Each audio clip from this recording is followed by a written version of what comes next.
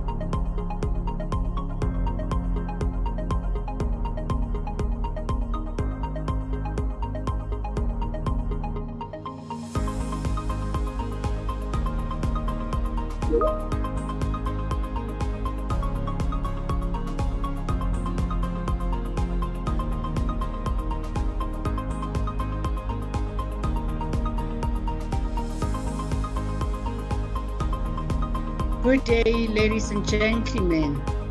My name is Prof Thenjiwe.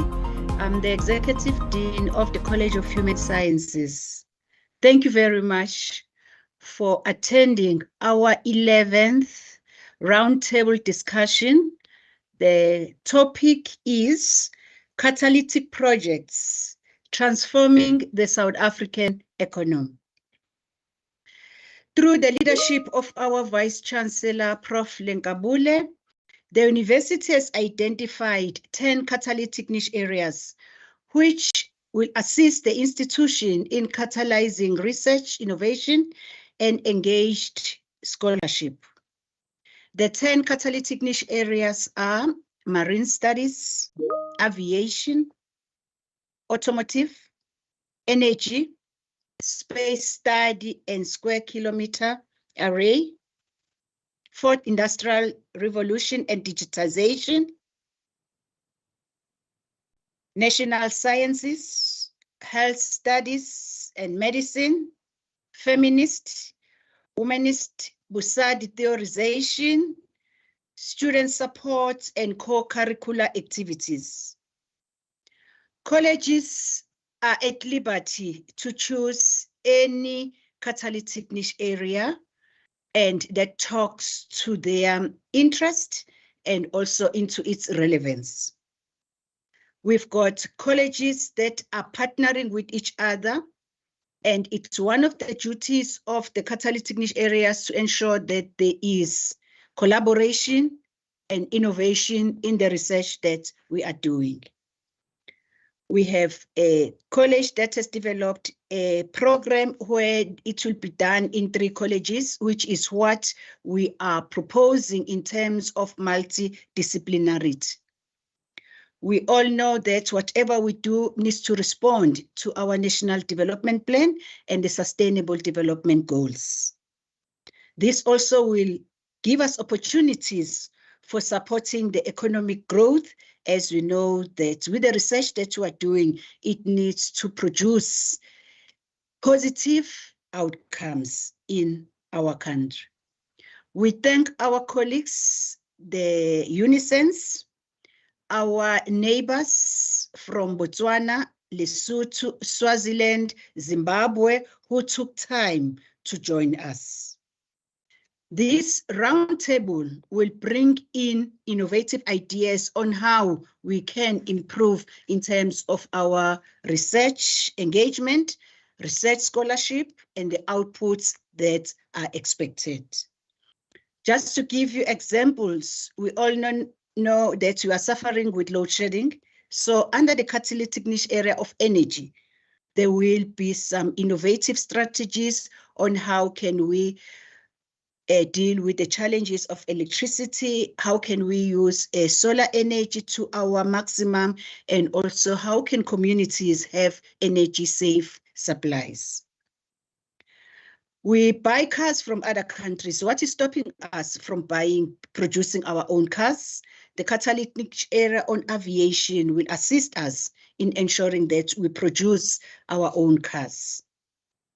COVID-19 happened in 2020, and we had to quickly restructure how we deal with our teaching and learning and research. It also helped us to be innovative in how we bring about new solutions, how we deal with diseases, how we come up with new technologies to counter what was happening in the country. The role of a woman in our society has been always second to patriarchy. The catalytic niche area on feminist Busadi theorization will assist to elevate the role of women both locally and globally. As an African university, we encourage lifelong learning. We want to produce competent learners who can compete favorable in the global village while rooted in their own heritage. This afternoon, we are going to have an engagement from different scholars who are going to present and also share during the roundtable. Before we start, let us do the honors to invite our Vice Principal, Professor Thenjiwe Meyiwa, Vice Principal for Research, Postgraduate Studies, Innovation and Commercialization, which is a portfolio here in the University of South Africa. Prof Meyiwa has served as a university registrar. Prior to her appointment at UNISA, she worked at various higher education institutions, including the Human Science Research Council as a senior manager and researcher. Prof Meyiwa has an impeccable academic leadership and mentorship record with a strong focus on social science research. She is a member of various parastatals, community, and civil society organizations, such as the South African National Herald Council and the Rural Women's Movement, where she is the advisory board member. She has co-edited books and special issues of scholarly journals. She's going to give us a welcome and open this event. Over to you, Prof Meyiwa.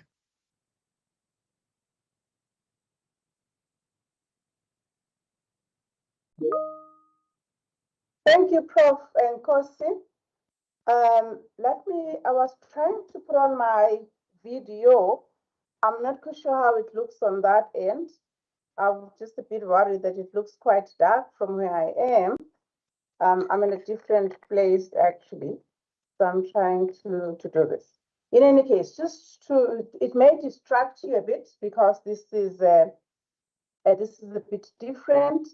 And I'm actually appreciating the fact that we have colleagues not only from within UNISA, but also from our neighboring countries, an indication of the pursuit strategically that we are seeking to have as it relates to the catalytic areas that the university has identified.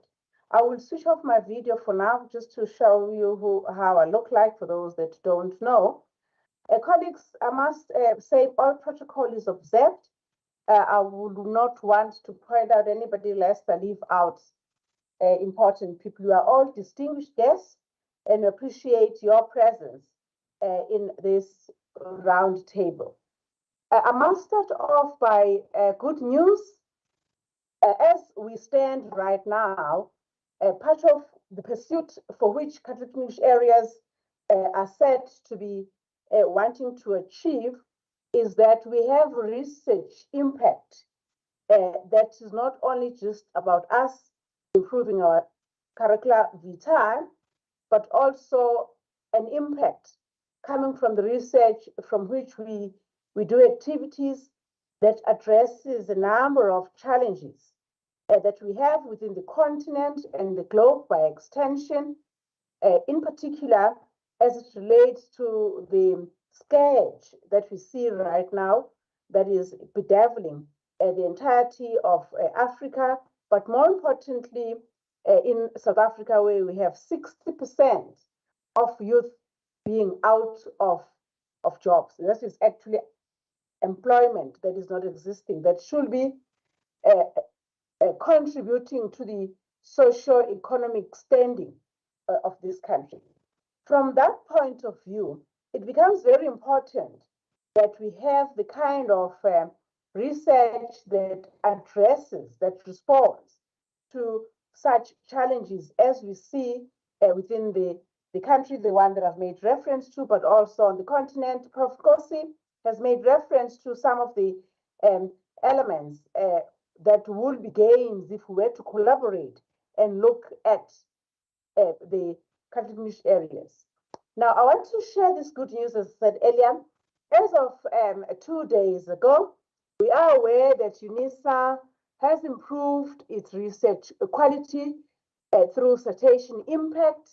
We've improved, this is quite mega, from 29.3 impact to 50.5 impact. Despite all the challenges that we have within the continent, the country, and the university, it is actually with jubilation that we record this impact.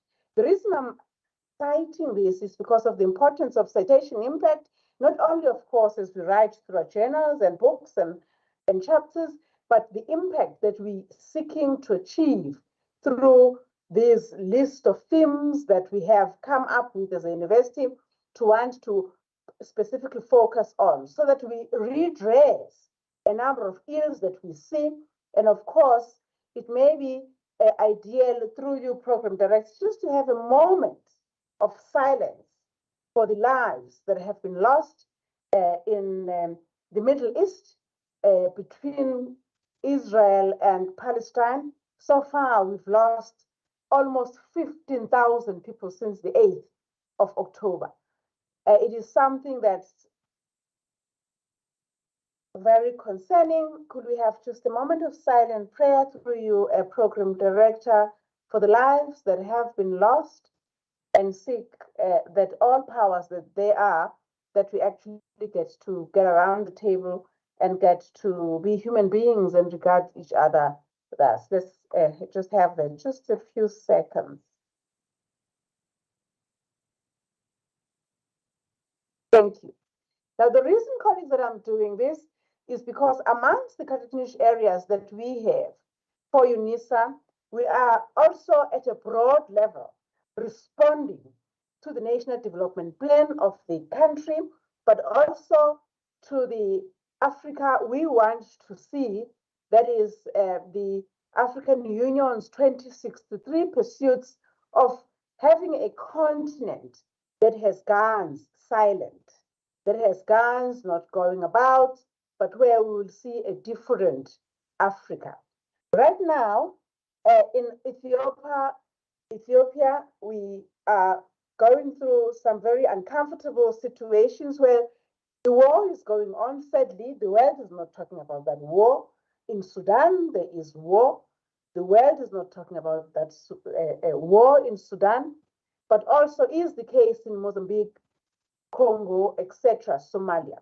We have a number of such instances that demonstrate that it is our want to believe, and so is what UNISA is about, to ensure that what we get to put together responds to the challenges that we see within Africa, but also by extension the globe. With that, I have to take a step back, Program Director, colleagues, distinguished guests, that the reason we arrived at these 10 themes was because of what the Minister of Higher Education and Training, as well as Science and Innovation, through the decadal plan. What often happens within the country is that after a few years, the ministry responsible for higher education and science and innovation will put together a team that looks at the national science and innovation landscape.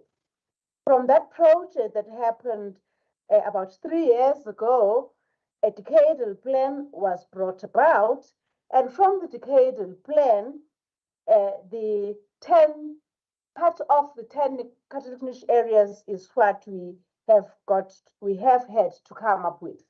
In particular, 8 of the 10 that the university has identified come from the decadal plan that the ministry had given a committee to look at as far back as 2020 in terms of looking at the national science and innovation landscape and look at how and where, how we could strengthen the university sector in collaboration with the industry, as well as external to these areas, including the state organizations, towards redressing the ills, towards having research, science that has an impact, that brings about the change.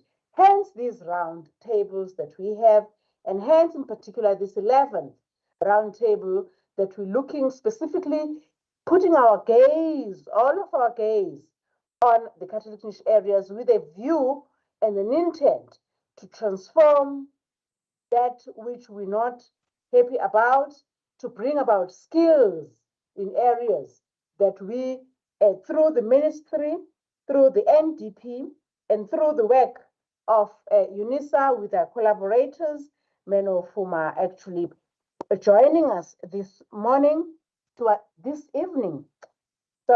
afternoon, from earlier times that we have been with them, with an intent of looking at how we do things differently. And with that said, my portfolio, including colleagues around UNISA, we thought it worth having these kind of roundtables to look at matters that are pertinent, but also topical, those that we want to make an impact on. I want to end, Program Director, by saying that welcome everybody who's managed to come to this roundtable, and say that we look forward to the presentations as well as reflections that we shall have to ensure that we respond as per the expectations of the ministry that is our principle, the expectations of the NDP under the leadership of our president, as well as the expectations of the African Union through the Africa we want to see, because of the 2063 that we want to hope will be a very different Africa. Thank you so much, Program Director. Thank you very much, Prof Meyiwa. Ladies and gentlemen, may we give her a round of applause? You may use your reaction from, thank you very much. Prof Meyiwa, for your warm welcome, and also giving us the background and the reflection on our research impact as the University of South Africa, and a reminder on the response of UNISA on the decadal plan that is set by the Minister of Higher Education. Ladies and gentlemen, we are going to allow Prof Ntwasa to share his topic titled Transforming the South African Economy. Prof Ntwasa is the Acting Executive Dean of the College of Agriculture and Environmental Sciences at UNISA. He graduated in BSc Microbiology and BSc Clinical Science and Immunology at the University of Cape Town. Later, he graduated with an MPhil and PhD in biochemistry at Cambridge University in the UK. Prof Ntwasa returned to the University of Cape Town as a research fellow and later accepted a position as a lecturer in the Department of Biochemistry at the University of Witwatersrand. After 17 years at Wits, where he was an associate professor in biochemistry, he accepted a position at the University of South Africa as a full professor in biochemistry. Professor Ntwasa is currently conducting cancer research and developing small molecule drugs for cancer treatment. Over to you, Prof Ntwasa.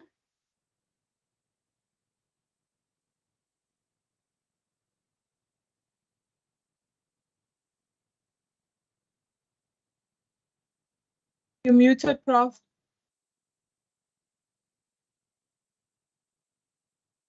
I'm using two computers. Can you hear me now? Yes, we can. Yes, yes, Prof. Thank you very much, Chair. Can I share my presentation before I start? Yes, please, Prof. Yes, it's showing, yes. Is it showing?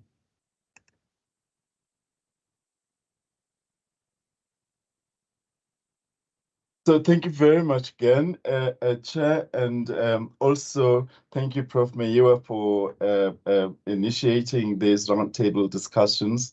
I think it's an important forum. It's a pity for me, it's the first time I'm attending one, and I'm ashamed for that. And thank you, colleagues, also for attending. This topic is called Catalytic Niche Areas, Transforming the South African Economy. And this is because the catalytic projects are really the purpose of a catalytic project is exactly to link it with, to link our activities with the economy.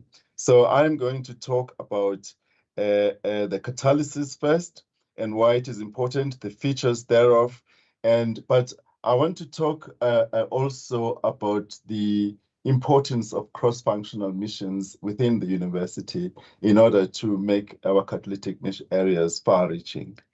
So just to repeat again what I said much earlier when I talked about this in other colleges, what catalysis basically is a chemical term. In chemistry, it means that component of a reaction which accelerates the rate of the reaction without itself undergoing any change. So catalysis is about improving yields, is about also improving the rate of change of reaction. But in economic terms, a catalytic factor accelerates and upscales an economic objective. So in economic terms, catalysis is about acceleration of the economy. In other words, it's also about increasing the outputs. And these outputs could be in all sorts of forms. It could be products, it could be services, it could be employment, it could be social development, it could be any objective. So you catalyze an economic objective this way. So in UNISA, we have identified 10 catalytic niche areas, including those listed on in the screen.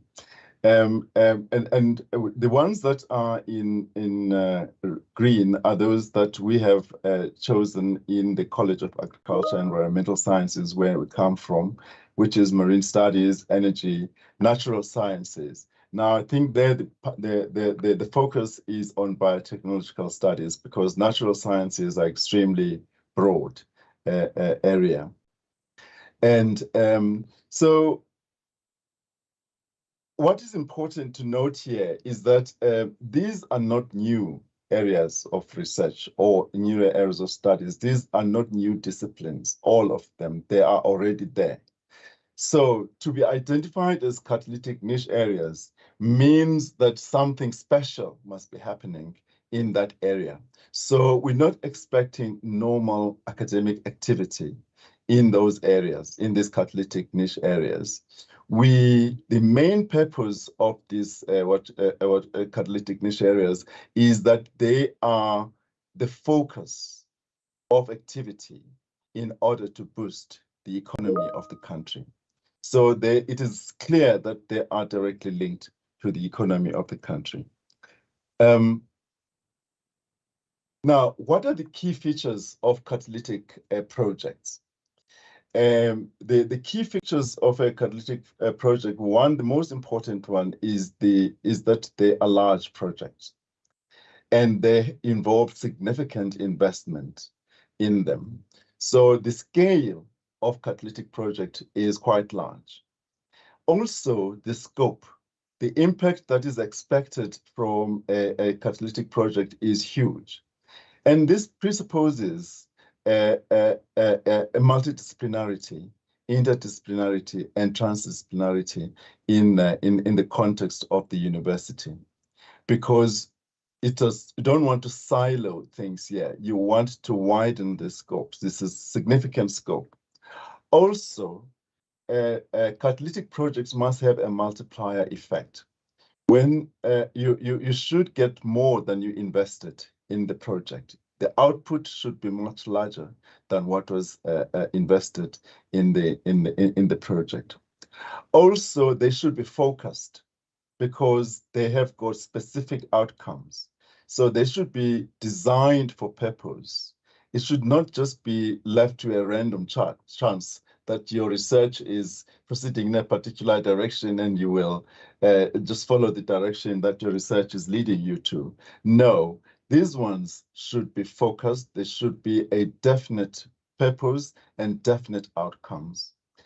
Also, catalytic projects should be game changers. The outputs thereof should be game changers.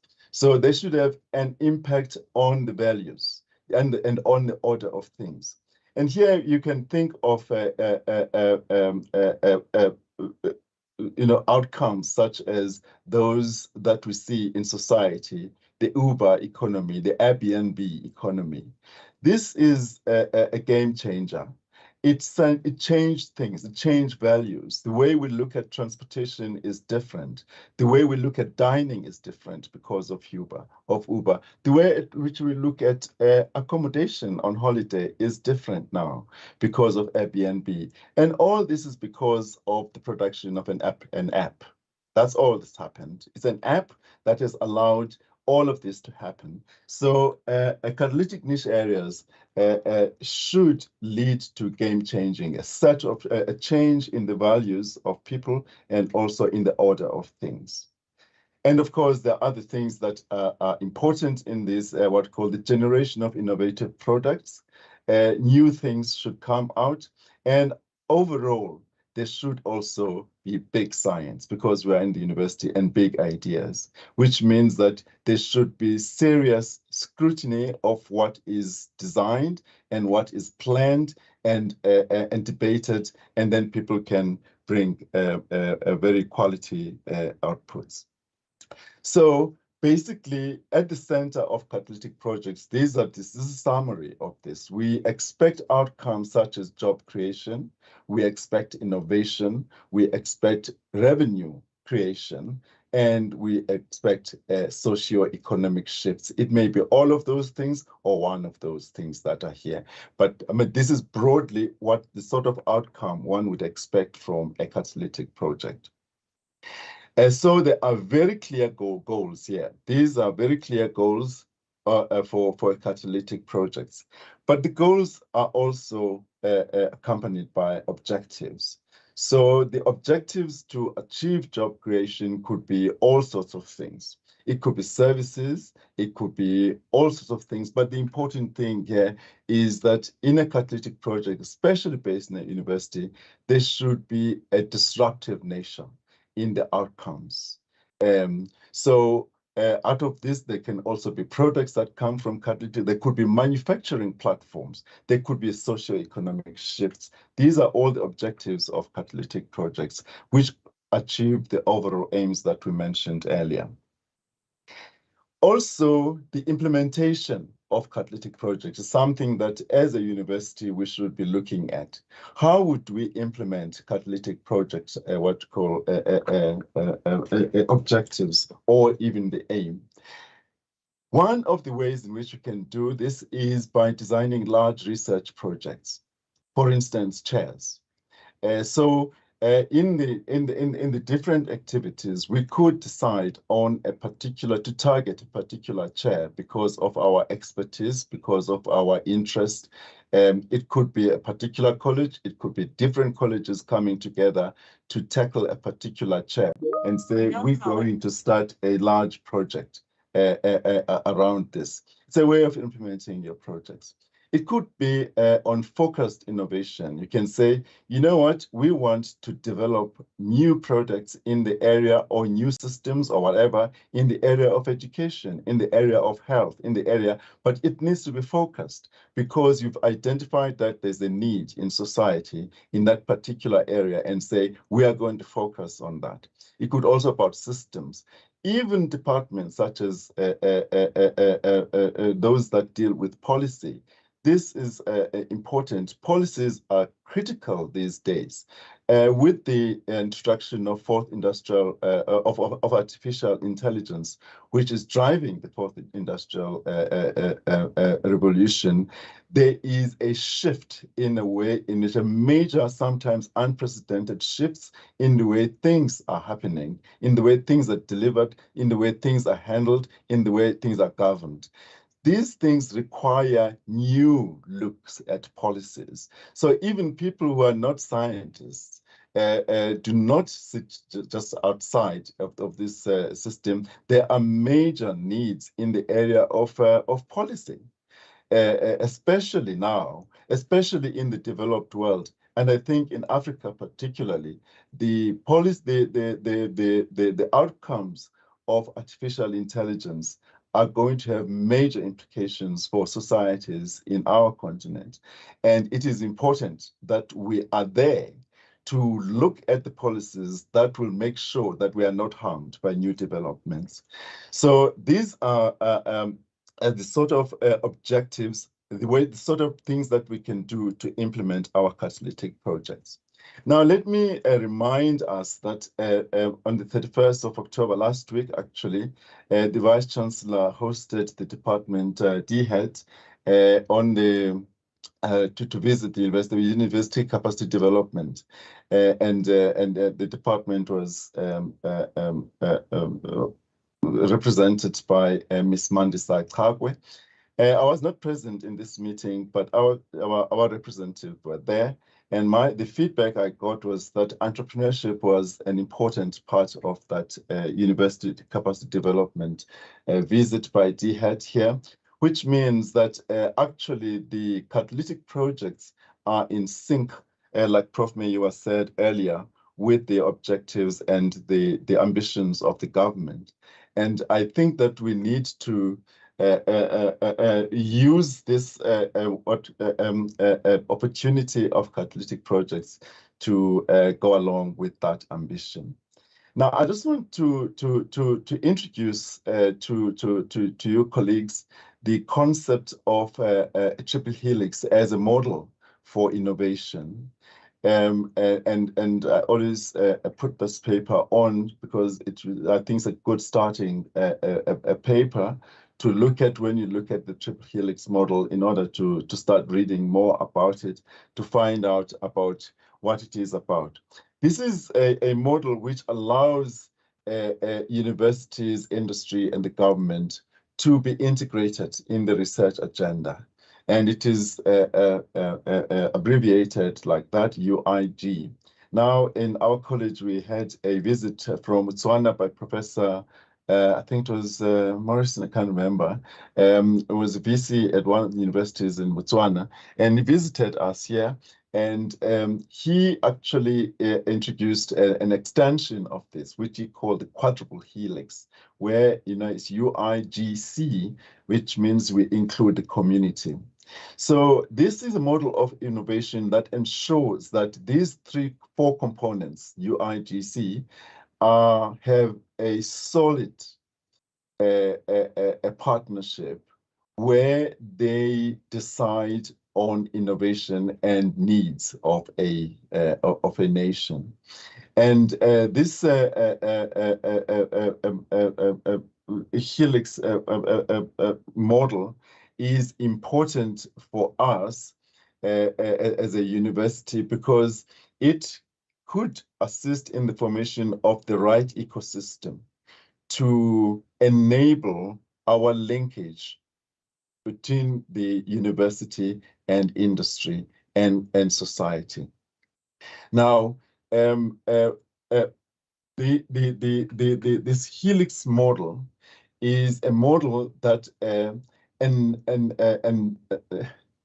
what's the right word? Encompasses an ecosystem, an innovation ecosystem, which of course the university would be the best place to host such an ecosystem. So in the catalytic projects, the establishment of accelerators would be a critical component because the accelerators would be the mechanisms by which you link what we are doing in the university to the economy. Now, I will describe accelerators later, but let's talk about the innovation ecosystem.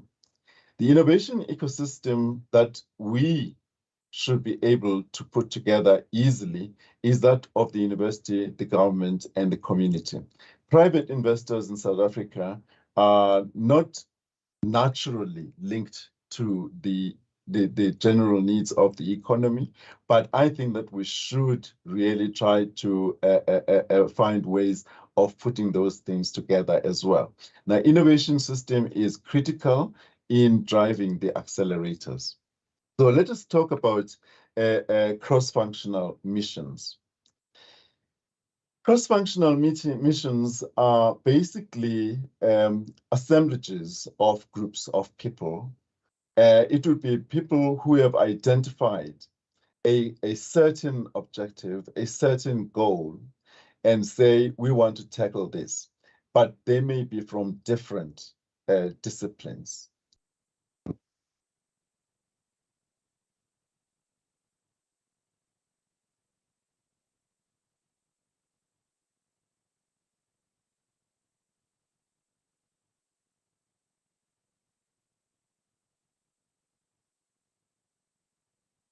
Has got these vast resources, and given our resources, which are underutilized at the moment, and exercise.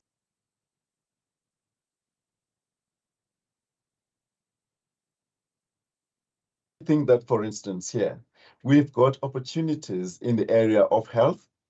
Those also. Which would extend nationwide. Also in the area of clinical care. And here we've got an idea for nurses, which we shall use during the exercise on cross-functional mission, and we'll present at the time. So colleagues, there's a conceptual guide that is proposed in order for us to really start and focus on one catalytic niche area. Already there was a seed there and a conducive environment for multidisciplinarity and interdisciplinarity.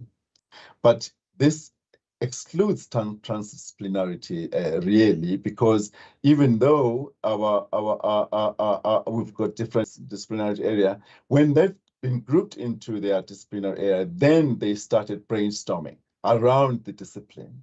And the brainstorming obviously would be about identifying what the problem is in society, what is needed, what is critical, what are the priorities for South Africa at the moment? Is it jobs? Is it whatever?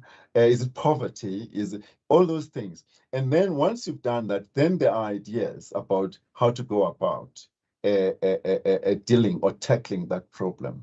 So then out of that, you can come with ideas, you can come with solution, you can even produce a prototype just from the brainstorming exercise, which will immediately identify a business-like fashion.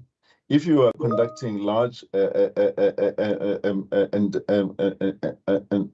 undertaking like this one, you want to do it in a business-like fashion. So, colleagues, to conclude, the core of what I'm saying is that through the Catalytic Niche Project, we can actually promote a new mindset. We can actually realize what we've been preaching to the students, where we've been saying that education is not for job seekers, is really to create job makers. So we have the opportunities through the catalytic niche areas to change mindset, to change social change, to cause social change. Also, what has come out of this that I'd like to emphasize is that there is a need for solid partnerships between the university and the outside interests, such as the government, the community, and industry. And lastly, I hope I have convinced you that catalytic projects are not normal academic activities. They are innovative and economically impactful academic activities. So when we evaluate our progress in the area of catalytic niche areas, we cannot list our highlights in the normal research. We viable, there is measurable outcomes and measurable progress. Thank you very much, Chair. Thank you very much, Prof Ntwasa. May we give him a round of applause? Thanks, Prof Ntwasa, for reminding us that we are here to create employment. We are here to respond to the needs of our community, and together we can really make a difference. Intercollegiality, interdisciplinarity, and also you spoke about untapped resources. So, ladies and gentlemen, please raise your hand and ask questions. I will do 3 rounds so as to give Prof Ntwasa a chance to respond.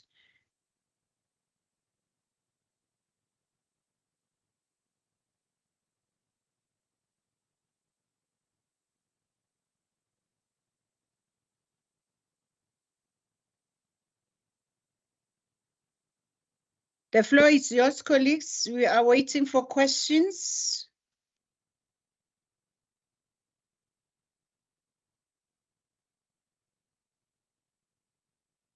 Okay. Advocate Nsaluba, you may take the floor. Thank you very much, and thank you very much, Prof, for the wonderful presentation that deals with relevance. Prof, mine is a very simple one. I was looking at your chain in terms of how we've dealt with the catalytic niche areas, which are no different from what I would say in government is medium-term strategic framework, which is responding to the NDP responding to the AU 2063, and finally giving substance to SDG. I'm doing this value chain inward out intentionally so, because of what you've just said. Prof, my interest is at what point are we then engaging with South Africa PTY LTD strategic plan, such that, for example, if I use the marine, within marine, you have ocean economy. And there are serious areas there where you would want institutions like UNISA to be the hub for the knowledge that must inform government. I move to energy. You have the latest developments within the regulations and energy performance and the auditing that is taking place, and the various forms of energy, and how then communities are becoming then the centers of, should I say, experiment. And my question to you then is, at what point do we engage with that particular document, which enables us to be exactly relevant in terms of our research, because it would then be answering the capability absence within government in dealing with dedicated research in the various areas. I will cite one example, Prof. One example is the area of international law, where you would find that some of the institutions of higher learning have become hubs where they train actually government entities in terms of the deeper understanding of international law. At what point are we doing that? Because I believe that is our preserve, and our catalytic niche areas are giving us that platform as the university. Thank you.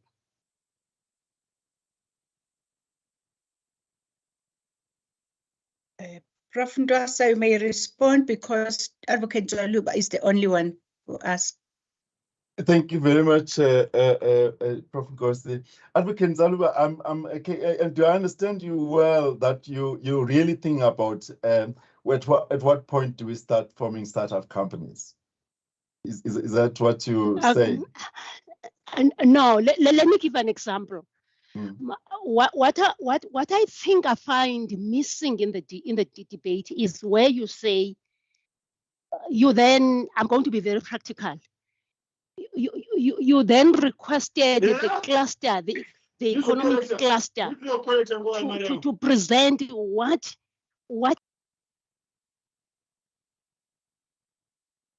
You muted now. Someone, I think you probably muted by the organizers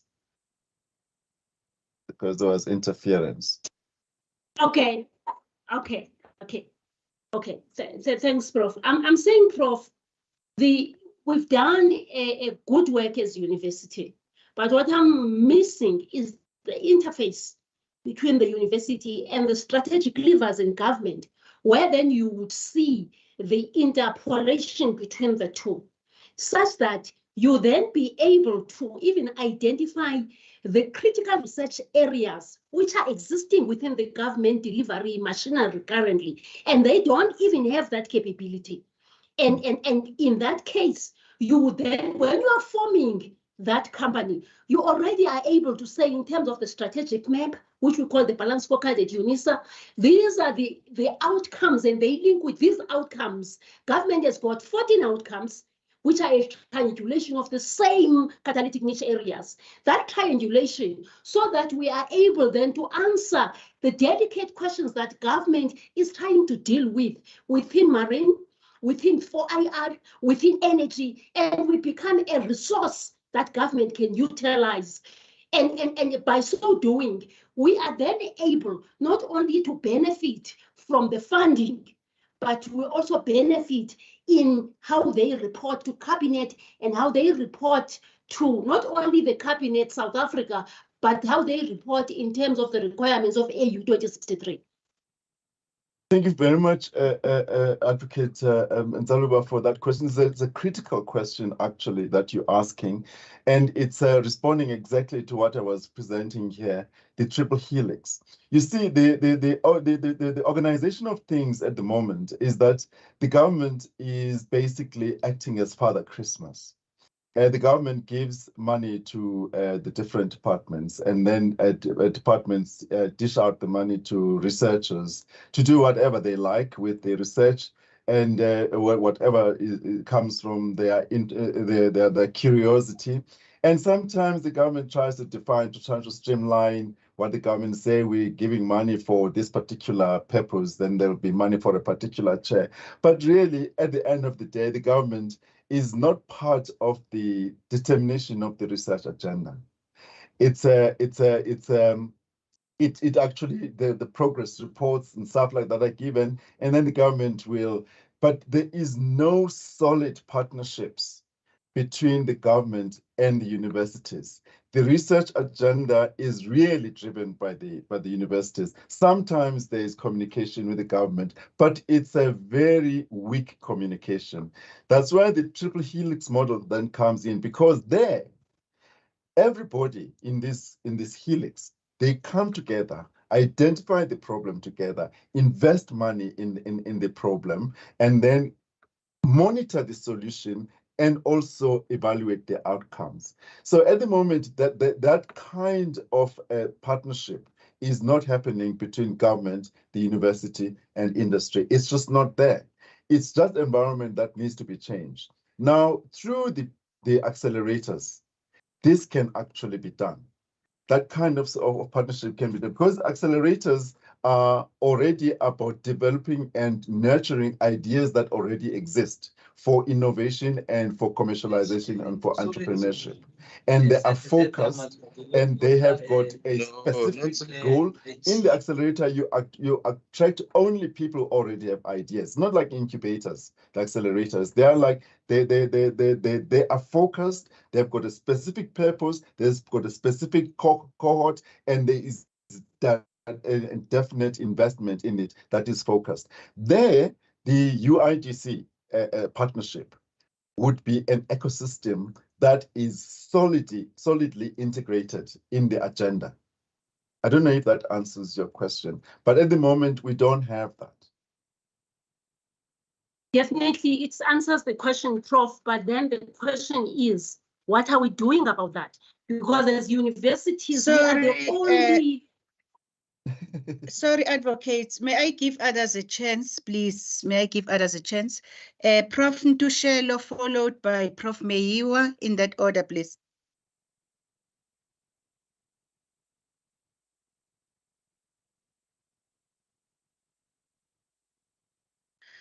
Professor Ntushelo, please take the floor. He's If muted. not, Prof Meyiwa, then take the platform. Okay, I'm not quite sure. Can you hear me? I suspect we have troubled the networks within the university. But Prof Tushelo, are you coming through? Thank you, Prof. You can go first. I'll go after you. Okay, that's fine. Let me do that. It's a quick one, actually, Prof Ndwasa, which I must say is not only directed to you, but let me first start off by thanking you for the presentation. We hope to get the presentation and share it to all the people who responded. And Tando, if you could just ensure that it's not just full scale. So well done on that. You know, you really have hit it on the nail in terms of, if anything, your presentation is a response to what Advocate Tushelo is actually so aptly mourning about. Of course, it doesn't sit with only one person. It also sits with everyone who's a unison, but also with everyone who's an African, because that is where we lack throughputs, successes, deliverables, in terms of not working in tandem, as well as, you know, kind of like collaboratively with an agenda. With that said, I want to concur with her, but also say it's a responsibility for all of us, and to check on what, as individuals, but also as collectives, how do we get to realize all that you made reference to, and which indeed, of course, is what, as I said earlier, some of you may not have been there, that what we have as UNISA in terms of the Catalytic areas are, if anything, the offshoot of the higher education, science, innovation departments decadal plan in terms of the next 10 years. We're actually quite very close to the expiry of the 10 years in terms of what we should be concentrating on. But my question to you, Prof. Dwasa, and the patrons of this roundtable, 11th roundtable, somebody should mute, colleagues, I'm getting feedback,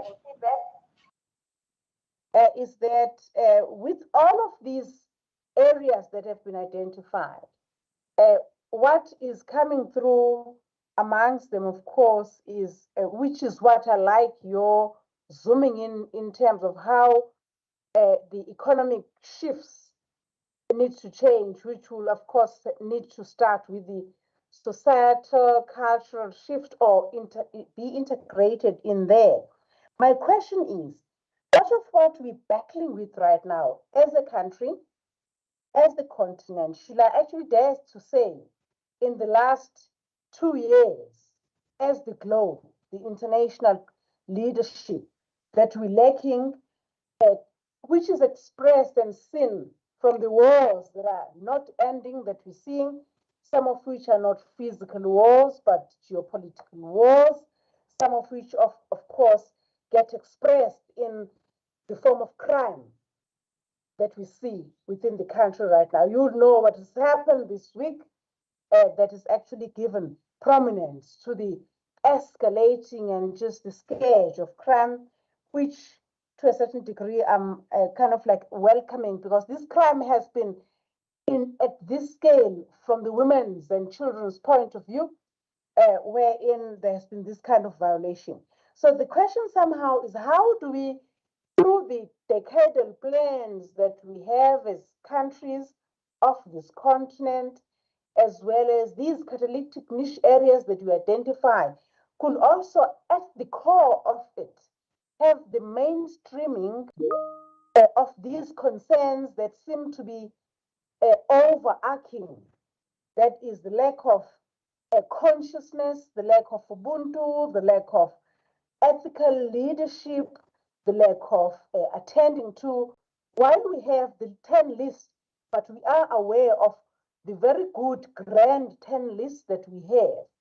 These offshoots, mushrooming items that seem to be wanting to undermine, compromise the good 10 lists or whatever number of lists that we may want to concentrate on as a university country, a continent, and the globe. That where I'm sitting, I'm seeing that we could be or are already being compromised, undermined by lack of ethical behavior, lack of integrity, lack of attention, proper attention to crime, and lack of just humaneness, and lack of, should I just end by saying, kindness first before everything else. Thanks, Prof.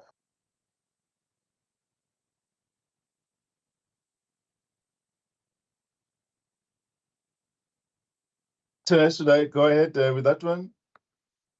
No, we're waiting for Prof Ndushelo to share his questions so that to take them both, Prof Ndwas. Thank you, Chair. I'm here now. And thank you, Professor Ndwasa. I have a very short and simple question. I'm following up on the statement you made that pursuing the catalytic niche areas is not normal academic activity. My question is, how do you present catalytic niche areas without proposing measures for increasing our internal human resource capacity? Then running the risk of stretching the already stretched academic staff. Don't you think then we probably do need, as we talk about catalytic niche areas, we also need to talk about an internal staff audit to see if we've got room to accommodate catalytic niche areas, or we must then shift the pieces of the pawn with what we already have, just to make sure that we can pursue this very grand and very, by the way, very good plan. Thank you, Prof. Over to you, Prof Ndwasa. Thank you very much, Prof. Nkosi, and thanks, Prof. Meyiwa, for that question, which I'm sure it's just not for me only, it's for discussion as well during the discussion time, because basically you are lamenting the fact that there are major geopolitical shifts around the globe. There are major socioeconomic shifts around the globe. There are erosions of cultures due to technological advances, and there are all sorts of things that have been disrupted by what call advances in science, particularly in technology these days. And you are saying, how do we deal with this? And the thing is, for me, that again is where that partnership is so important. That the people who actually are in control of all these things are not in control of scientists, they're in control of the governments and industry. The universities are there as sentinels, basically, to say, listen, you're going the wrong direction, this is where you're going.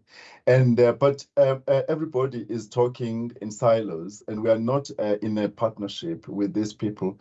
So I think that the partnership is important here to be developed. And I really do believe that if UNISA was able to create a proper what you call a partnership like this, helical partnership, it would be the first university that does that, where there's actually, because this involves, Prof. Meyiwa, having regular meetings with specific people in the government, and actually a structure called with, this is not just a haphazard kind of partnership. It's a solid partnership with definite intentions and definite outcomes that are shared. So I don't know if that answers you, Prof. Meyiwa, but I think that other patrons will probably add more. Prof. Ntushelo, also your question, it's not normal academic activity, and therefore it is not normal investment either. In the whether in terms of human capacity or in terms of financial resources. So that is why when we take up a catalytic project, we must know that we're not going to depend on the money that comes from the university only. We need to design and set it up so that it can attract extensive funding from outside.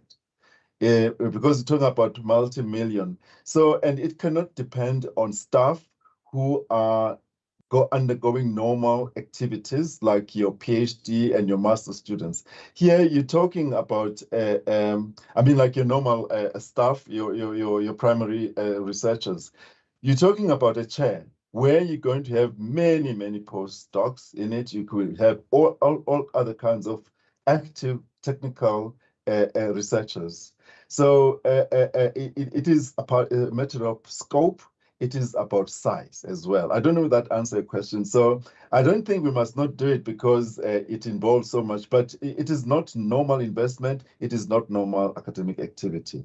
It involves a lot of money. Thank you. Thanks, Chair. Thanks. Advocate Nsaluba, you may. Oh yes, sorry, on your Prof. If you don't mind, I'll follow up on what Advocate Nsaluba, because I got the question that she was asking. I think I did. So there is something that we can do. In fact, we've already started exploring that our college with the School of Business Leadership, the concept of accelerator. And I'm sure it's something that we're going to share with Prof. Meyiwa in due course. So there is something that we can do, and we are already starting in that direction. I don't know if that helps. Thanks, Prof. Prof. Ndosa. Yes, Advocate Nsaluba, did it help?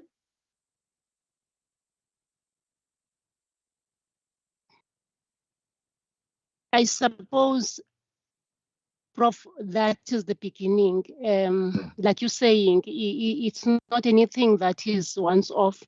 It has a lot of appreciation of resource implications. It has a lot of appreciation of location for more effectiveness. It also has a lot of appreciation across the various disciplines at the university, because like you're saying, you're dealing with mandates that are unfunded, number one, but they are operating across various disciplines. But it has an opportunity for utilizing government funding better than whatever is happening somewhere now. And also it has a capability of making our institution to be a hub of real action research that solves the deep rural problems of communities. Thank you. Thank you very much, Advocate Zaluba, for that submission. Ladies and gentlemen, we are moving now to part 2, which is an exercise on cross-functional missions. May I kindly remind you that this is a roundtable where we are supposed to contribute to the discussion. So this section is going to be led by Prof Ntwasa, accompanied by Professor David Mputi, who is a professor in the Department of Health Studies. Currently, he's the acting M&D coordinator in the College of Human Sciences. Earlier on, I informed you that Prof Ntwasa is currently conducting cancer research and developing small molecule drugs for cancer treatment. Prof Mputi's title for his PhD was Antiviral Properties of Wild Ills and Waynates as Combination Therapy and its Effects on the Renal System. So Prof Ntwasa and Prof Mputi, you've got 40 minutes for your presentation and also allowing colleagues to respond on your presentation. Over to you, Prof Ntwasa, then followed by Prof Mputi. Thank you very much, Chair. So I'm going to project my screen and then explain what the exercise is about. It's a I hope that, yeah, it's the correct one. It's an experiment, Chair, because I wasn't quite sure exactly how to handle a focused discussion in a large forum like this one. We can't separate people into groups here or into rooms. So the approach we have is that I am going to present the problem and then the idea. And then Prof Mputi is going to deal with basically a critical evaluation of how feasible that idea is. So, Prof, there is, I've already presented this thing that around catalytic projects, one of the things that the outcomes would be things like job creation or socio-economic shifts. Now, I looked at the situation of healthcare delivery in South Africa and how marginalized communities, and for me here, the marginalized communities are specific, are the rural communities of African people. Those African people who live in rural areas are basically neglected. And that one, I think, should be very clear. There is no proper infrastructure, whether in terms of roads or in terms of what call facilities in health, or even such basic things as piped water. So, those that problem is big. Healthcare delivery is one of those. And then we take specifically the birthing of children. We know that in our African traditions, the birth of a child is very important. There are certain things that are done that are cultural and very important spiritually for Africans to do during birth. Similarly, at death, there are also important things that Africans do. But the provision of delivery of healthcare does not accommodate those things. The design of hospitals, the design of clinics, the design does not allow the proper delivery of children according to African culture. So now then there comes then the concept of the African clinic, which I believe that if we were able to design a model African clinic where all the needs of African people can be accommodated as a result of the design of that clinic, that model design could be adopted by many other people. But I think that a university can do the research, a combination of activities from the humanities, the health sciences, the science, core sciences like ours, could come together and come with a model African clinic, which accommodates all these needs of African people so that they are able to do and not have their cultures disrupted because of the kind of technology not being part to them. So that is the idea that we think that it could produce an important outcome that would have a serious socio-economic shift. I think if that one would happen, it actually would make the current hospitals redundant, and people would do. And I believe that nurses can actually do this without the need for doctors, because nurses can actually run their own clinics. And if they came as a group and designed and ran an African clinic, then there would be no need for our people to go to the Western to be a model cross-functional mission with us and is going to talk to this idea. So I would request the organizer to allow Prof Puti to present. Good afternoon, colleagues, and thank you very much, Chair, for the opportunity, as well as Prof Ndwasa, to be part of this very important deliberation. First of all, really and truly, the current nurses are actually trained in the Western science, of which then it has been a problem that that everything that has been done indigenously has been deemed to be not in line with what is expected. With that being said, it has been a debate of whose expectation are we actually talking to in an African ways of doing things, of which I think it is very important to have an African clinic, as Professor Ndwasa has actually alluded to, of which this clinic will actually take care of what the African person is in need of. Indeed, I must actually say that Professor Ndwasa, what you have actually presented, it's really a game changer, and it would be a game changer, of which then it also warrants people to understand the truths from the myths by also making sure that I said about the African knowledge and the African knowledge and the African healthcare system can be actually be proven to be positive and to be working.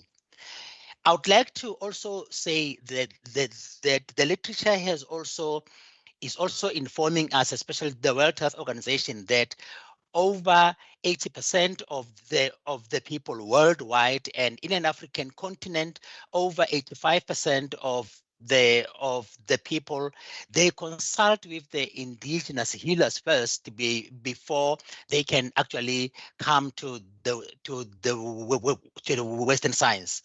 And also we have seen from the statistics that indigenous healers are readily available for consultation because they live with these people in the village, they are known to them, and they understand how people in the area where they live are actually expected to be treated. Unlike if we go to the hospitals, you find that there's always a shortage of nurses, there's always shortage of doctors, of which then that on its own is also contributes to the complications which we normally have in the hospitals. Having said that, I really would like to say it is possible to develop an African focused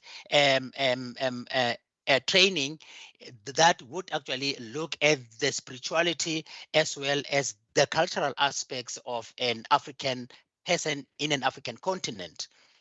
And having said that, I also would like to say that it is time that the registering bodies or the bodies which are now currently responsible for the practice of the existing healthcare practitioners are being called to the table, where they are being informed about the necessity of actually having to incorporate or to allow the coexistence of the Western science as well as the indigenous sciences. Like, for an example, what Professor Ndwasa has just alluded to, when a child is born in hospital, what happens is the placenta is get thrown into the dustbin, of which then, according to an African culture, that placenta forms part of the ritual that has to be performed by a family back at home.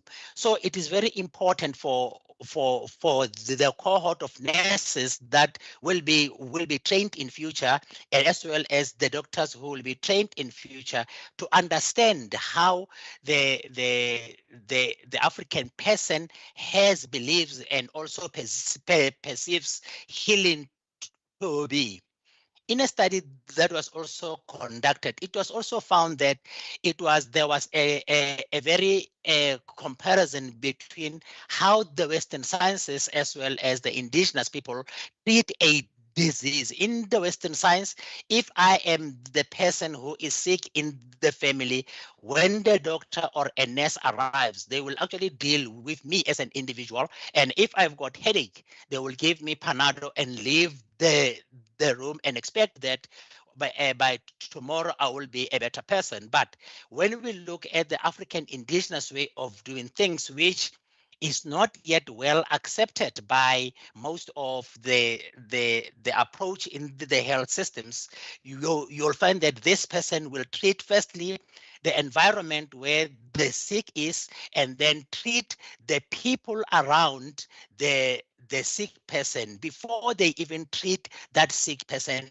as an individual. So these are the things which needs to be inculcated into this game-changing endeavor. Yes, it can be done. First of all, I would like to say the challenges that I can say it's the legislations that we have in the government. First of all, the Nursing Council is governed by the Act 33 of 2005, which actually stipulates how a nurse is expected to react to a sick patient, much as the doctors are also having the Medical Act, which is under the HPCSA, which is then also having its specific ways of doing things. Coupled with that, we have the Allied Health Professionals a Professional Council of 1982, of which this council is actually looking at alternative medicines like acupuncture, physiotherapy, and other. But now, what is not included in this Allied Healthcare Professionals Council is that they do not have the indigenous ways of doing things. And the other challenge, Professor Ndwasa, which I would like to say we might actually have to deal with. I am well aware that as a country we are having some of the hospitals which are already incorporating the indigenous healers into treating patients. The indigenous healers do come and see patients with the Western scientists, but at the same time, the cross-pollination of the knowledge is very difficult. As it was alluded before, when I was doing my PhD, I had to dig deep into the indigenous knowledge systems because I am well aware, and I'm sure each and every one of us is aware that as we were growing up, Mhlonyane or Lengana, which is Artemisia afra, was actually used to treat a flu, and we didn't even know that how is it working. So I had to go and mix with the people who are still doing that, which are the Khoi and the San in the Northern Cape, and they gave me a very good wealth of knowledge of. By which then again, there were some of the information that they were withholding because the indigenous healers are very secret and secretive about the information they possess. As a result, it will need us to overcome the hurdle of actually being secretive as well as having the privileged knowledge that they have, because there's general knowledge and also a privileged knowledge. So in order for us to tap into that privileged knowledge, we will have to deal with the indigenous healers who are well trained, who are having the reputation to deal with such. In closing, I would like to say, as a way of going forward to dealing with this African clinic, I think it will be of utmost importance as a university to look at developing the course material that will be indigenous in nature, that will include the cultural belief system across cultures. We look firstly at the common understanding and the common grounds, and then from there we can go to specifics, because what I know is what is practiced in north of the country might be slightly different from what is practiced in the south of the country. It is very important then to approach the registering bodies, our HPCSA, our allied healthcare workers, as well as the South African Nursing Council, so as to give the certificate of competence or the. But I see Prof Ndwasa's hand is up. Prof Ndwasa? We are muted, Prof. We are muted, Prof Ndwasa. Yeah, it's me using this different. Thank you, Prof. Thank you very much, Prof Nkosi, and I really welcome the comments you made after Prof Mphuthi's because the opportunity to actually develop a trust is the people who will do whatever they will do, they will be controlled by law. But the of our culture are disrupted by technologies, and we are forced to readapt the way of who we are because of advances in technology. I think universities should be on our side and try to prevent technologies from disrupting our cultures. Thank you, Chair.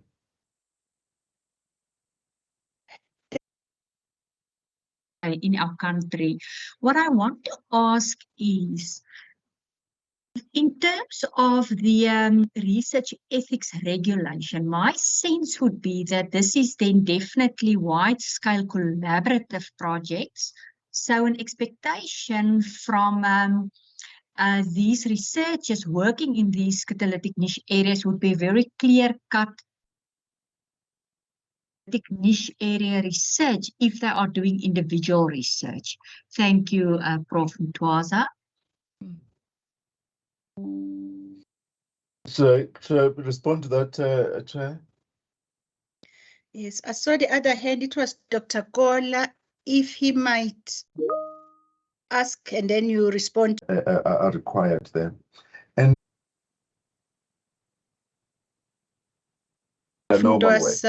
thank you. Thank you. I think that's where we can have a more information and grasping and more interest, because I don't want to say something, maybe we're having some from the health department here that they will kill me because somehow, yes, we are getting some difficulties on using the Western medicine. But sometimes when there's rural people, they will tell you that if I take this plant, it assists me on healing this and that. So this is just a contribution. Thank you.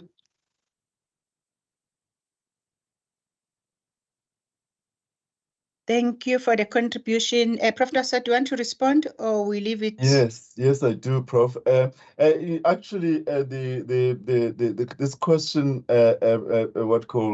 is critical in for me to explain that there are two different things here that we're talking about. The African clinic is not about IKS.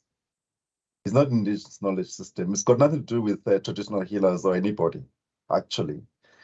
It's got nothing to do with any of that, because what it's doing is to provide the correct structural arrangements for obstetrics to occur without disrupting the African way of things. In the theater, you can still find this exactly the same equipment you find but these other arrangements to accommodate the other practices, it's what you need to do by creating the right structural arrangements. So in IKS, that's different now, where we as scientists are using traditional knowledge in our scientific activity. That one is accommodated, and there are rules like that. You know that is fund for IKS. That is a different matter altogether. That is what we already do, and it's already arrangement, it's already there. There's nothing to interfere with there in that area. But here, the African clinic is not about IKS.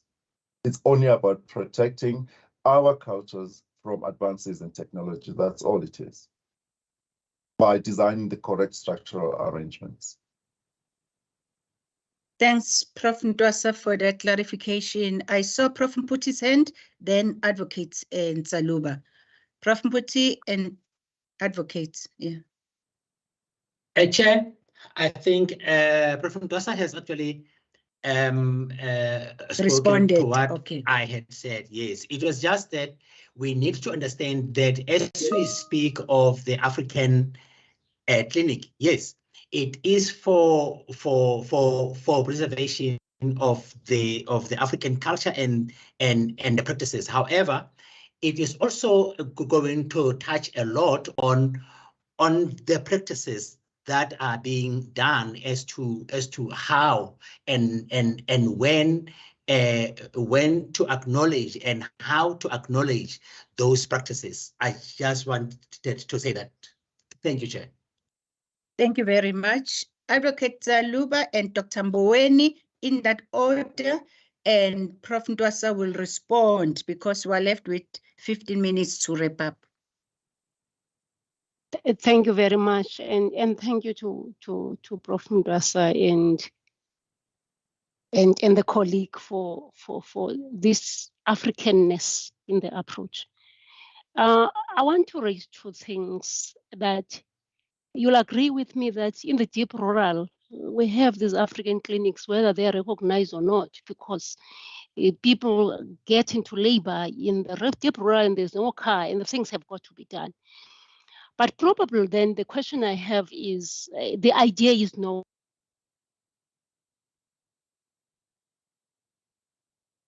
Quality assurance side of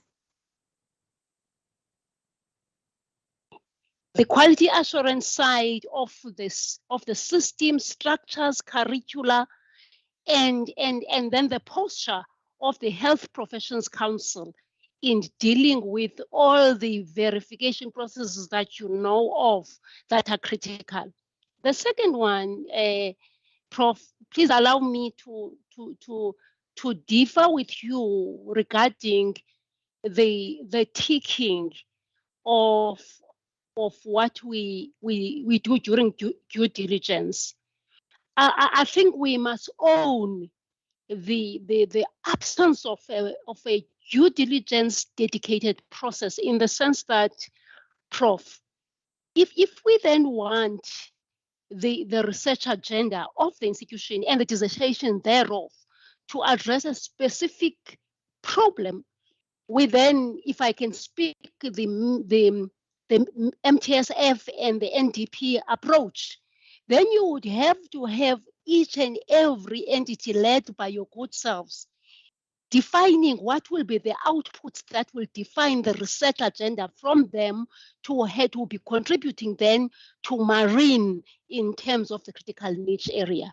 So I would want us not to be very hard on ourselves and say we are not contributing, because we don't have the mechanism which would be those activities and outputs, the whole strategy map that define the catalytic niche area trajectory. And I would then say, for us to be able to achieve that, led by your process, then there will be a deliverable. And I'm using the broader government approach in contributing to the 14 or the 12 outcomes of government, such that everybody can see himself or herself there and then be able to account appropriately. What's your take to my comment? Should I respond, Prof? Thanks, Dr. Advocate. There was a hand from Dr. Mboweni, if she wants to raise so that you take them all, Prof. Monde. Dr. Mboweni, are you still present? Yes, good afternoon, colleagues, and thank you for the wonderful presentation and discussion, which emphasize the integration of health, law, and science. And this is a chemistry, and indeed, if it come to be operational, we can go far. And I'm very much interested on the issues of IKS and the African healthcare facilities, of which it can address a lot of issues that we are having today with regard to Ubuntu, the way we care for our people as if they are objects. They are not humans, because we tend to be more Western than being Africans. And that element of humanity, of care and compassion, which is the key elements of the healthcare services, are starting to fade away. And sometimes as healthcare managers, we also don't care about it. We hide away to say, is the life of them AMA 2000, while the nursing profession or the healthcare services are getting in a mess. You can't be nurse in those environments, especially in a public sector. And today we are also fighting for beds in the private hospitals because we are running away from such. So indeed, if we can collaborate, being health, law, and science, and making sure that we enhance our IKS when we are teaching in our curriculum, I think we might improve the chaos that is there in the healthcare sector, specifically because I'm a nurse, and really I'm not happy to be nursed by somebody who is busy chatting on WhatsApp or in Facebook instead of providing care. So Ubuntu is also a challenge, which is an African philosophy, and it's deep rooted into our culture, and we need to uphold there and try to make sure that in our teachings, though even in law, in science, and in health, we make sure that Ubuntu is part of our teaching and part of our curriculum. Thank you. Thank you. Please respond, Prof. Ndwasa. Thank you, Prof. I'm sure you wanted to do that quickly. I will do that. So I'll start with Advocate Nzaluba. Advocate Nzaluba, you basically raised an important point here about the fact that this obstetrics services are already happening. I mean, they've been happening. I was not born in hospital myself. They've been happening in rural areas for a long time, and they're still happening today. And of course, the problem, like you say, is that a lack of quality assurance in the processes because of lack of resources. There's also lack of access to emergency help. Which is what the African clinic, I think, would do, because the nurses obviously would provide these clinics closer to the people in the rural areas. And because they would have the equipment that they are trained to operate and available in the clinics, in their theaters and everything, they would be able to provide immediately in the clinic. There's no clinic that provides obstetric services at the moment. People have to go to hospitals. So if nurses were doing that in the rural areas, it would solve a lot of problems for people. It would cause a major shift in the provision of those services. And the obstetrics, given in the theaters, would be available to the people by trained people. The nurses will only require a doctor when there is a serious complication. And when it comes to Memboweni, Prof Mboweni, it was really a comment, and I just have to thank you for the comments that made, because I think you've reinforced the need for this kind of intervention, and also the opportunities not only in the knowledge production and skills production, but the importance of a university to drive such a shift in this in society. Thank you, Chair. Thanks, Prof. Oh, yes. Sorry. There was the question of the ticking of the box. Yes, maybe that is too harsh the way I put it, African Zalwa. I agree, because you're right. For instance, our marine studies, we did not have yet. There are many people who are involved now in the development of that qualification. So, it might be too much, but at the end of the day, the decisions like those are not mine. That Prof Meyiwa's actually. Thank you. All right. Okay. Thanks, Prof Ndwasa, for the clarification. Prof Mputi? Thank you, Chair. Colleagues, I just wanted to say, Prof Ndwasa, what you are saying is true. Currently, the nurses are actually allowed to open clinics in the rural areas, and they are also allowed to can perform the duties like deliveries and refer where there is a problem.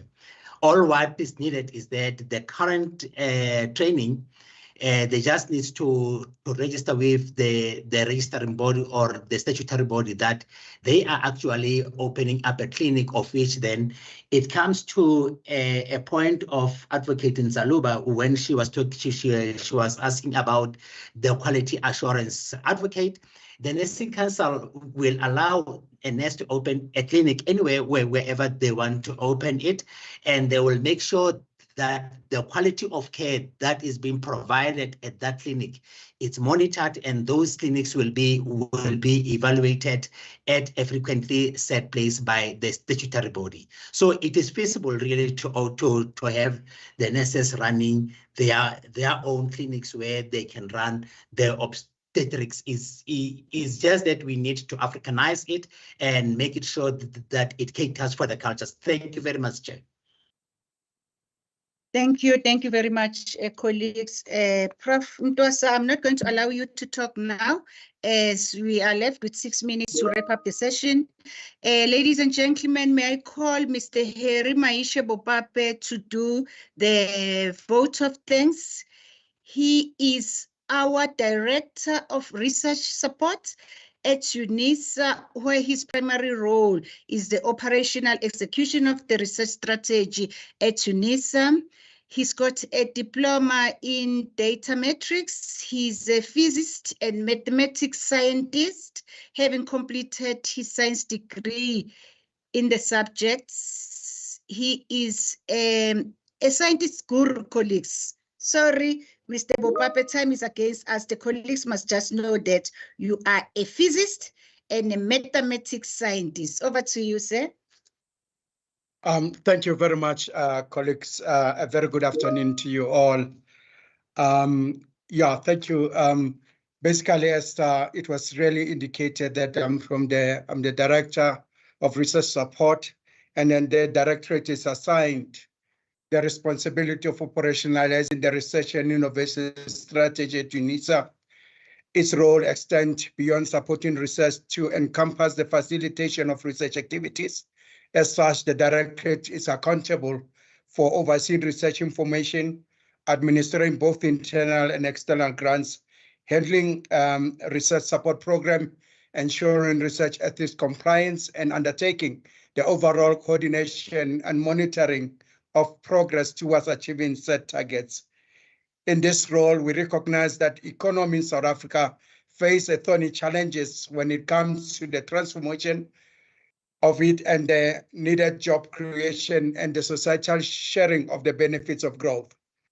Recent reports indicate that South Africa's economy grows at an average of 0.9% per year.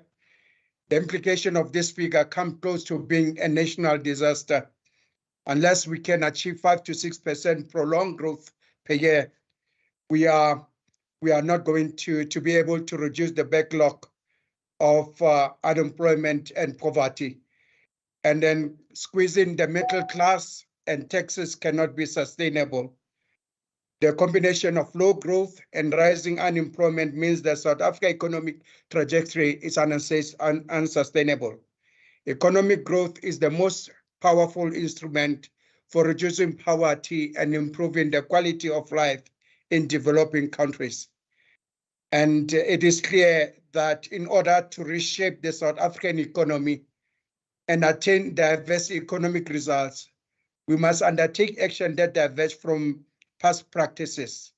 The creation of new economic activities is imperative for the transformation, and Catalytic project can play a crucial role as a significant mechanism to realize distinctive outcomes. Aligned with significant research and policy efforts, this project has the potential to bolster the creation of initiatives fostering economic transformation. Such initiative can lead to a widespread and equitable development benefits for the citizens of South Africa. The global impact of this project, supported by UNISA and as identified below, might change the course of economic decay worldwide and South Africa in particular. This would have been already mentioned many times, the catalytic niche area, your marine studies, aviation, aeronautical studies, automotive, energy, space, and square kilometer array, fourth industrial revolution and digitalization, natural sciences, health studies, medicine, feminist women, Bosadi theorization, student support, and co-curricular activities. What should be our contribution as the university? And then this leaves us with the important question: how can higher education, and UNISA in particular, embrace catalytic niche areas to turn our economic fortunes around? Higher education should promote credible, evidence-based research outputs. Higher education institutions should assist government to implement a series of growth reforms that promote economic transformation, support labor-intensive growth, and create a globally competitive economy. Each of the catalytic niche area has the potential for diversification, that is introducing new products to new market, product development, introducing new product into existing markets, innovations, that is breakthroughs that can revolutionize various industries, building a new economy, enabling an economic rebound by building the economy for the future and reshaping our economic landscape. In a nutshell, poverty reduction. And then catalytic areas also has the potential of putting growth and opportunity at the heart of the development dialogue. Ladies and gentlemen, in conclusion, as I just keep because of the time, that UNISA catalytic niche areas and project can be a solution and opportunity for UNISA to contribute to a series of reforms that can boost South Africa growth in the short term, while also creating the condition for higher long-term sustainable growth. South Africa risks losing some of the hard-earned social progress in areas like education, housing, welfare, and healthcare unless new economic activities are developed and leveraged. Taking from Prof Ntwasa, Catalytic projects are not normal academic activities. And investing in catalytic in next areas, it should be the answer to our question. Colleagues, I want to express my gratitude to the following person for making this memorable event possible. Prof Thenjiwe Meyiwa for her leadership in initiating the event, from Prof Ntwasa for his foresightedness in promoting the adoption of the catalytic niches informed by his rich knowledge and experience in research. Prof Nkosi for being an excellent program director. We appreciate your support. All the participants that are invested their time to make this event success. The organizing team from UNISA Research Integrity Office and the leadership under the leadership of Dr. Fisari. A heartfelt appreciation goes to Tando Mdaka for a valuable role as the project coordinator, ensuring the successful realization of this event. And then to you all participants for pitching up and for showing your support. Otherwise, without you, this activity wouldn't happen. Good afternoon, colleagues. Thank you very much. Thank you very much, Mr. Bopape, for that closing. That's it's being guided by your role as a manager in the Research Support Office. Ladies and gentlemen, may we give Mr. Bopape a round of applause and open our videos for a group photo. Ms. Tando and Ms. Kutsie, please do as expected. Colleagues, thank you very much. Tando, over to you. Colleagues, please open your videos. We need evidence that you were on duty.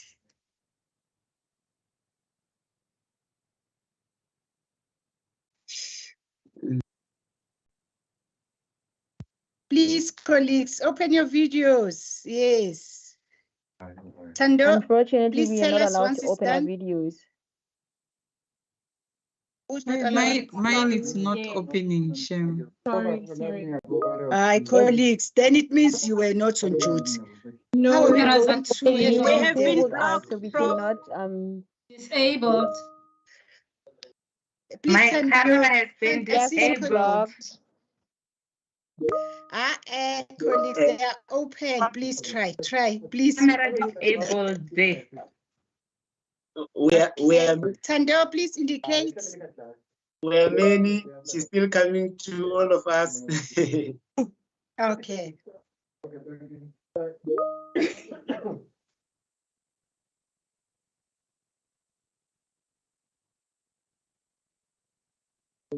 Thank you very much, colleagues. Tando, you are going to indicate. Thank you very much, colleagues, for your support. We appreciate. Are we done, Tando?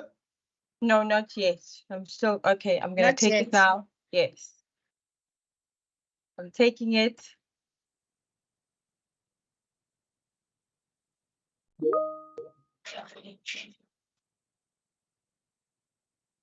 I think we're done. Thank you very much. Have a blessed weekend, colleagues. The meeting I is even see my adjourned. colleague Mema Tole there at the What office. Goodbye. Thank you. Bye. Goodbye. Bye-bye. Bye. Bye-bye. Bye, Bye-bye. everyone. Nice weekend, everyone. Bye. Bye. Thank you.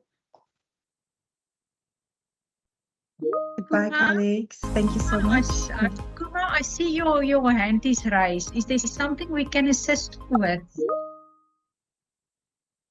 Or is it an accident? It's probably just an accident.